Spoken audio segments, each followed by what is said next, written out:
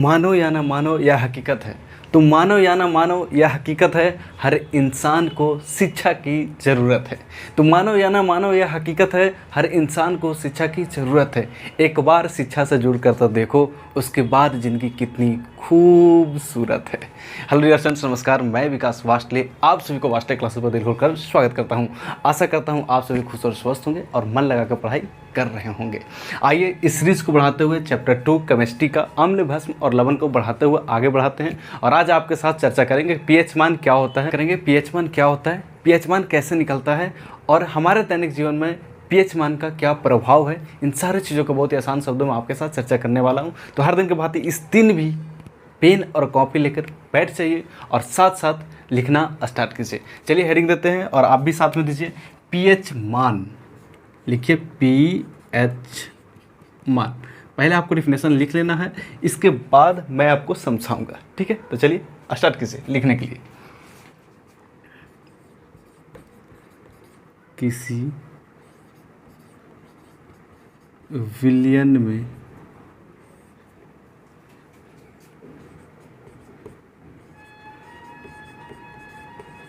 उपस्थित H+, जिसको बोलते हैं हाइड्रोजन आयन, हाइड्रोजन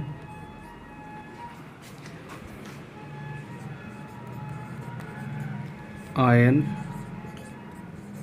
की सांद्रता, किसी विलयन में उपस्थित H+ हाइड्रोजन आयन की सांद्रता का व्युत्क्रम का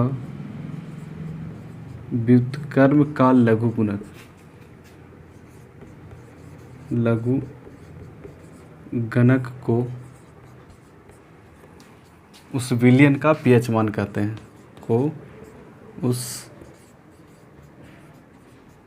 विलयन का पीएच मान कहते हैं,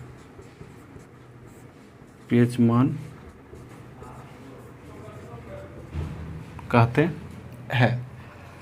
खैर मतलब पीएच मान बराबर क्या होगा, ठीक है। एक डिफिनेशन हो गया, अब इसको समझते हैं। आप आई होप आप लिख लिए होंगे, पेन रख दीजिए, आप समझिए। अगर किसी विलयन में उपस्थित H+, जिसको हाइड्रोजन आयन कहते हैं, उसकी सांद्रता के व्युत्क्रम का लघु गणक को उस विलयन का पीएच मान कहते हैं। यानी पीएच मान इक्वल टू क्या हुआ, तो यहाँ पे देखिए पीएच मान इक्वल टू, यानी किसी चीज़ का पीएच मान निकालना है तो हाइड्रोजन आयन की सांद्रता होगा और उसका व्युत्क्रम मतलब होता है उल्टा। तो हाइड्रोजन आयन है, इस सांद्रता हो गया, और व्युत्क्रम मतलब इसका उल्टा हो गया। और इसी का क्या होगा, लघु गुणक। लघु गुणक मतलब लॉग से इंटू होगा, लॉग से जो इंटू होता है उसी को बोलते हैं लघु गणक। तो लॉग से इंटू हो गया, बोल दिया लघु गणक। ये हाइड्रोजन आयन के क्या हो गया, व्युत्क्रम। व्युत्क्रम मतलब होता है उल्टा। तो पीएच मान जो होता है किसी भी विलयन में उपस्थित H+ यानी हाइड्रोजन आयन की जो सांद्रता होता है उसी के व्युत्क्रम को लघु गुणक को पीएच मान कहते हैं। तो पीएच मान इक्वल टू हो गया log × 1 H+ ion, hydrogen ion. अब देखिए इसी को थोड़ा सा और एक्सटेंड करते हैं। एक्सटेंड में क्या करेंगे, लॉग लिखेंगे, H+ नीचे है तो ऊपर जाएगा तो क्या हो जाएगा, पावर चेंज हो जाएगा। पावर क्या हो जाएगा, -1। पावर क्या हो जाएगा, -1। आप लॉग में पढ़े होंगे या फिर घातांक में पढ़े होंगे ये सब चीज़ें। अब यहाँ पे माइनस है तो इसको हम इधर ला सकते हैं, यानी कि इसको लिख सकते हैं -log H+, यानी कि पीएच मान जो निकालने का फार्मूला हो गया। कैसे निकालेंगे पीएच मान, उसके लिए एक फार्मूला हो गया -log H+ ion, -log H+ ion. अब आइए देखते हैं निकाल के पीएच मान निकलता कैसे है। मान लो किसी विलयन का आपको H+ आयन दिया होगा, किसी विलयन में H+ आयन जो है 10 के पावर -8, 10 का पावर कितना है, -8 है। तो इसका पीएच मान निकालो। तो पीएच मान निकालने का फार्मूला क्या होता है, पीएच मान निकालने का फार्मूला होता है -log H+ आयन। तो -log और H+ आयन, तो पहले माइनस छोड़ देंगे, -log H+ आयन कितना दिया हुआ है, 10 के पावर -8, 10 के पावर -8। यहाँ पे कुछ नहीं लिखा हुआ है, इसका मतलब होता है कि log में 10 छुपा हुआ है। कुछ नहीं लिखा हुआ, इसका मतलब क्या है कि log में 10 छुटा हुआ है।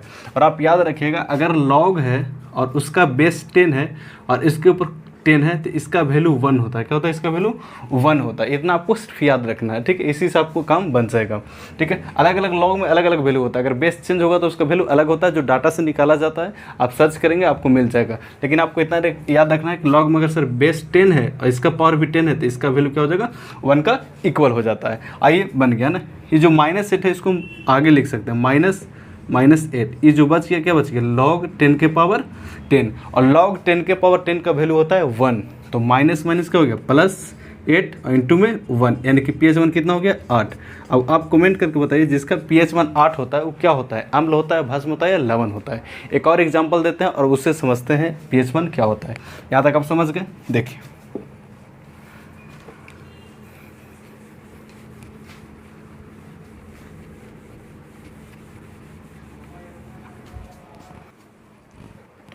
ठीक है।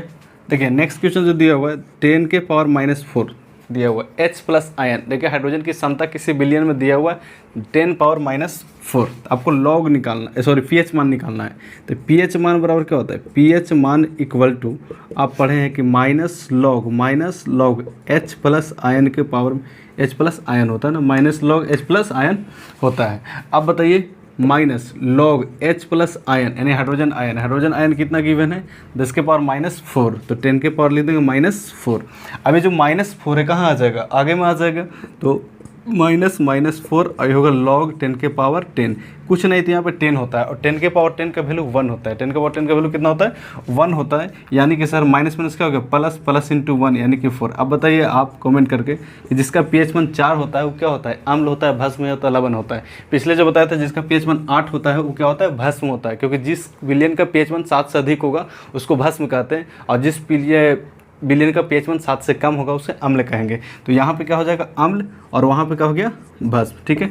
एक आपको बनाने के लिए और ट्राई करने के लिए दे रहे हैं, जो आपको खुद से बनाना है वो है आपको H+ आयन यानी कि हाइड्रोजन आयन की जो सांद्रता है वो गिवन है 10 के पावर -7, 10 के पावर -7। इसका आपको pH मान बताना है ना। आप देख के भी डायरेक्ट बता सकते हैं कि pH मान कितना होगा। आपको pH मान निकालना है, ठीक है, और आपको बताना है कि अम्ल होगा, भस्म होगा या लवण होगा। आप कमेंट करके बता दीजिएगा। हम आगे बढ़ते हैं ना। यहाँ तक आपको समझ में आ गया होगा। अगर कुछ दिक्कत है तो कमेंट करके आप बता सकते हैं, नहीं दिक्कत है तो इजाज़त दीजिए कि हम आगे बढ़ते हैं। आइए आप समझाते हैं कि pH मान के हमारे दैनिक जीवन में क्या क्या महत्व है या क्या क्या प्रयोग होता है।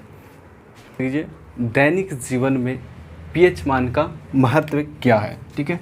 नेक्स्ट हेडिंग इसी में है, दैनिक जीवन। हमारा जो दैनिक जीवन है, इस दैनिक जीवन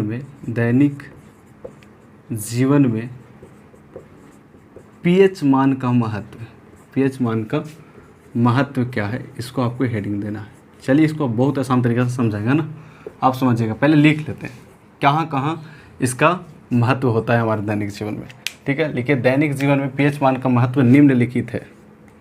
साथ साथ अभी लिखो ना, नहीं लिखोगे साथ साथ अब भी लिखिए। नहीं लिखेंगे आप अपने हाथ में नोट्स नहीं बनाएंगे, आपको समझ में नहीं आएगा, है ना। इसलिए साथ साथ लिखिए, आपको बेहतर समझ में आएगा। दैनिक जीवन में pH मान का महत्व निम्नलिखित है, निम्नलिखित है, ठीक है। अब कौन कौन सा महत्व है उसको पहले लिखते हैं, फिर आपके साथ चर्चा करेंगे। पहला, पाचन तंत्र में। दूसरा, दांत के प्रभाव में, दांत का प्रभाव में। थकान के समय।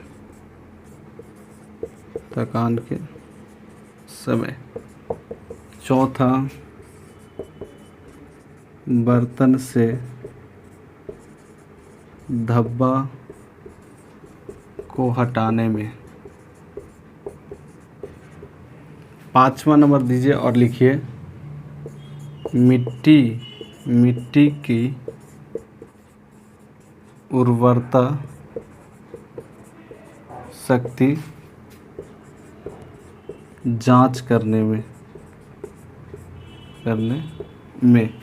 छठा, जलीय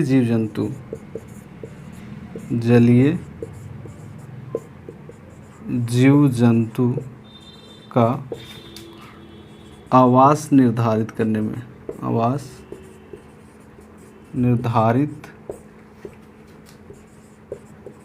करने में, और लास्ट और सातवां उदासीनीकरण अभिक्रिया में, करण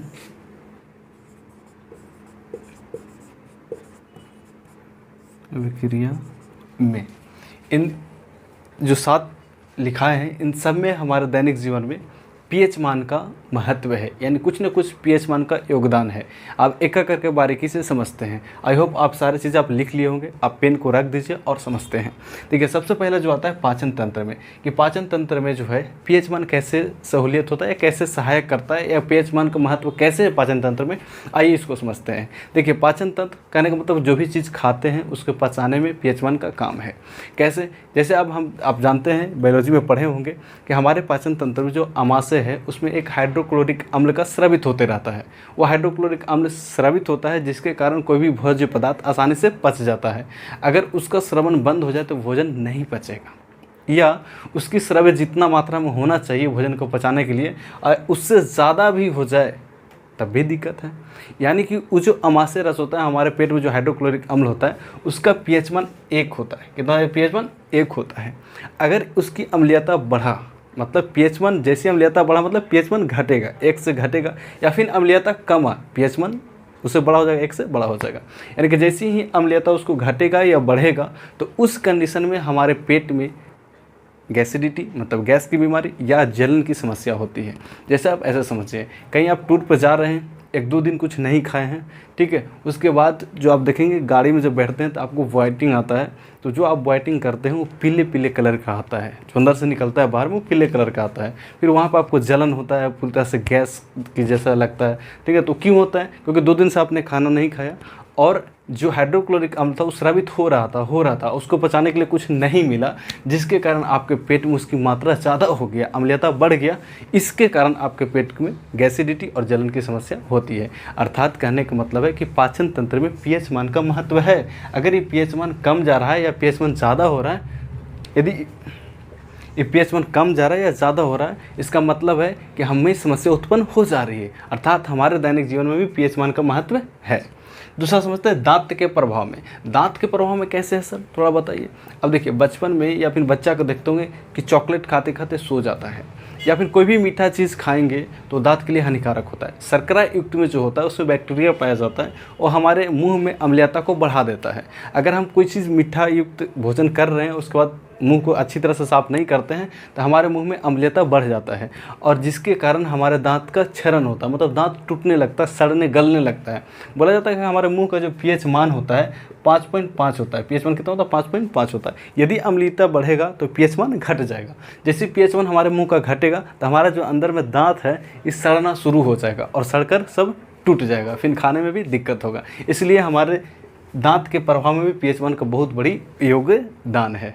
आगे समझते हैं थकान के समय। अब बहुत सारा आप काम करते हैं, जैसे मान लीजिए कि हम बहुत देर तक पढ़ा रहे हैं, आपको 4-5 घंटे रेगुलर क्लास ले, या आप भी कहीं पे काम करते हैं, या फिर मान लो आपको तैयारी करना है, आपने 1 दिन तक दौड़ा, दूसरा दिन तक नहीं दौड़ा, फिर तीसरे दिन दौड़ा, चौथा दिन नहीं दौड़ा, तो इस कंडीशन में आप देखें कि आपका जो जांघ है ये दर्द करने लगता है ना, पूरी तरह से शरीर दर्द करने लगता है। वो क्यों होता है? होता ये है कि हमारे शरीर में जो है पीएच मान वो मेंटेन रहता है, लेकिन एक दिन दौड़ते हैं, दूसरे दिन उसी एक्टिविटी को नहीं करते हैं, जिसके कारण हमारे जो मसल्स में है लैक्टिक अम्ल जम जाता है। क्या जमता है? लैक्टिक अम्ल। जैसे लैक्टिक अम्ल जमता है यानी कि वहाँ के पीएच मान थोड़ा सा कम हो जाता है, यानी कि अम्लीयता हो जाता है, और लैक्टिक अम्ल जमने के कारण जहाँ है हमारे नस से मसल्स दर्द करने लगते हैं। लेकिन जब भी आप देखेंगे कि अगर थोड़ा बहुत दर्द कर रहा है और आप जैसे स्नान करते हैं साबुन को रगड़ के, तो फिर वो दर्द पूरी तरह से ख़त्म हो जाता है। ऐसा क्यों होता है? या फिर ताजगी महसूस होता है, होता है कि नहीं होता? होता है। लेकिन ऐसा क्यों होता है? ऐसा इसलिए होता है कि वहाँ पर अम्ल जमा हुआ रहता है, और साबुन जब लगाते हैं तो साबुन क्षार्य होता है, और अम्ल जो है क्षार से अभिक्रिया करके लवण बनाता है, यानी कि उदासीन कर देता है।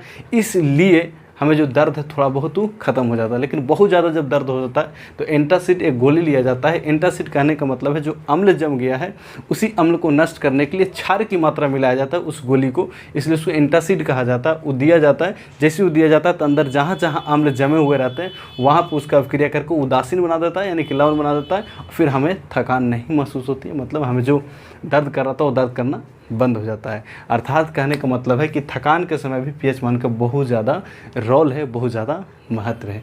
आई होप आपको समझ में आ रहा होगा। समझ में आ रहा हो तो वीडियो को लाइक कर दीजिए, चैनल पर पहली बार चैनल को सब्सक्राइब जरूर कीजिएगा।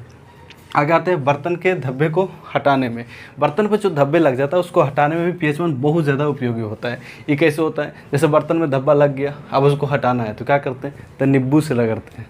अब नींबू से क्यों रगड़ते हैं, क्योंकि नींबू में सिट्रिक अम्ल पाया जाता है और वहाँ पे अम्ल मतलब उसका pH मान का कुछ तो रोल है, इसलिए इसको जैसे बर्तन पर रगड़ते हैं तो बर्तन का धब्बा हट जाता है। यानी कि बर्तन का धब्बा हटाने में भी pH मान का बहुत ज़्यादा रोल है, मतलब महत्व है। आगे देते हैं मिट्टी की उर्वरता शक्ति जाँच करने, माना ये इंपॉर्टेंट है, इससे आपको ऑब्जेक्टिव क्वेश्चन भी पूछता है। अब मिट्टी की उर्वरता शक्ति जाँच करने का मतलब क्या है, अगर कहीं पर अब नई पौधा लगा रहे हैं या पेड़ लगा रहे हैं तो उस समय वहाँ पर मिट्टी की जाँच की जाती है कि मिट्टी जो है उसमें अम्लीयता तो बढ़ा नहीं है, क्या अम्लीयता घटा तो नहीं है, यानी कि मेंटेन रहना चाहिए। मिट्टी को उर्वरता कहने का मतलब है कि जहाँ पे पौधे लगाएंगे उसको मिट्टी का pH मान 7 के आसपास होना चाहिए। क्या होना चाहिए, 7 के आसपास होना चाहिए। यदि उस मिट्टी की अम्लीयता बढ़ा है, 7 से कम है pH मान या 7 से अधिक है, तब वहाँ पे पेड़ पौधे नहीं लगाए जाते हैं। अब देखते होंगे कि जहाँ पे सारे लोग पेड़ पौधे लगाते हैं तो वहाँ पे मिट्टी को जांच किया जाता है और वहीं पे पेड़ लगाते हैं जहाँ पे उनका pH मान 7 के आसपास होता है। यदि 7 से ज़्यादा है या 7 से कम है तो वहाँ पे पेड़ पौधे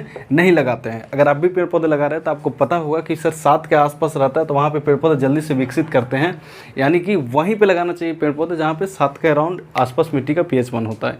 तो वहाँ पर भी नापा जाता है कि मिट्टी की उर्वरता कैसा है, उसका pH मान उसमें अम्लीयता बढ़ा है या घटा है, वहाँ पर भी नाप के बनाया जाता है। आप कहीं कहीं देखोगे कि कहीं पर पेड़ लगता है तो उसके नीचे चूना डाल दिया जाता है।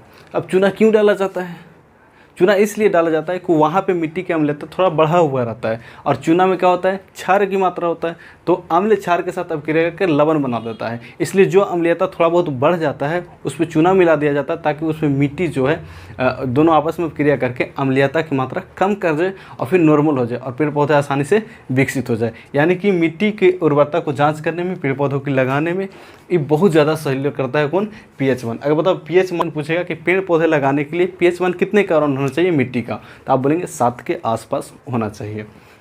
आगे देखिए नेक्स्ट छठा, जलीय जीव जंतुओं का आवास निर्धारित करने में, ये भी बहुत इंपॉर्टेंट है। जैसे आप देखेंगे चिड़ियाघर में पेड़ पौधे चिड़ियाघर में जीव जंतुओं को रखा जाता है तो बहुत सारे जीव जंतु ऐसे हैं जो पानी में रहते हैं।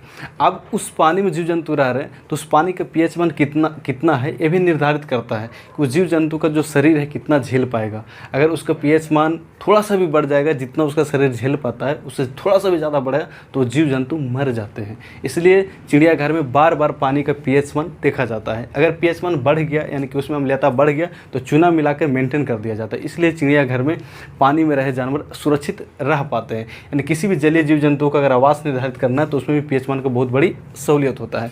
मान लो लास्ट है उदासीनीकरण अभिक्रिया। उदासीनीकरण अभिक्रिया वही होता है जो भस्म अम्ल से अभिक्रिया करके लवण और जल का निर्माण करता है। तो यहाँ पे तो pH मान का उपयोग होता ही होता है। आई होप आपको जो भी बताए थे pH मान निकालने के लिए आपको आ गया होगा। pH मान का हमारे दैनिक जीवन में कहाँ कहाँ उपयोग है ये भी आपको समझ में आया होगा। यदि समझ में आया है तो वीडियो को लाइक कीजिए, क्योंकि आज इस वीडियो का टारगेट सिर्फ 5 लाइक का है और मुझे पूरा विश्वास है कि आप 5 लाइक कर देंगे। जैसे आप 5 लाइक करेंगे तो नेक्स्ट वीडियो आपके पास आ जाएगा इसी सीरीज़ के, और बहुत जल्द इस चैप्टर को निपटाने वाले हैं, क्योंकि अगली क्लास जो भी होगा आपके लिए बहुत इंपॉर्टेंट होने वाला है, क्योंकि वो एग्ज़ाम की दृष्टि से अति महत्वपूर्ण होने वाला है। नेक्स्ट क्लास में बताएंगे आपको लवण क्या है, लवण कितने प्रकार के होते हैं। ठीक है, तो इन सारी चीज़ों को बहुत ही आसान शब्दों में चर्चा करेंगे, तो हमारे साथ जुड़े रहिए। अगर अभी तक सब्सक्राइब करके हमारे छोटे से परिवार में नहीं जुड़े हैं तो प्लीज़ सब्सक्राइब कर लीजिए और हमारे छोटे से परिवार में जुड़ जाइए। ठीक है, आज क्लास इतना ही समाप्त करते हैं। तब तक लिए जहाँ भी रहिए खुश रहिए, स्वस्थ रहिए, मन लगा कर पढ़ाई कीजिए, अपने से बड़े बुजुर्गों को सम्मान कीजिए, माता पिता काम में सहयोग जरूर कीजिए। All the best, thank you, जय हिंद।